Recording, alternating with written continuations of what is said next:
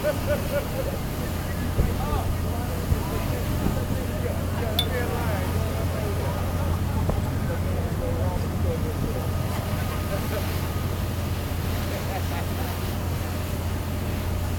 just did the drawing for the Quicksilver Floppy Beach, and Diane Summers, you're the lucky winner of that Floppy Beach hat. Now, Diane Summers, if you're upstairs, just come to see us in the wheelhouse. We'll be more than happy to give you that hat. If you're downstairs, just see Carrie at the concession bar, and she'll be more than happy to give you that hat. Congratulations to Diane Summers, and keep in mind everybody still has a chance for the drawing in December, which you can trip or two back at Key West Airfare Hotel, other attractions, accommodations, all compliments of Pier Water Adventures.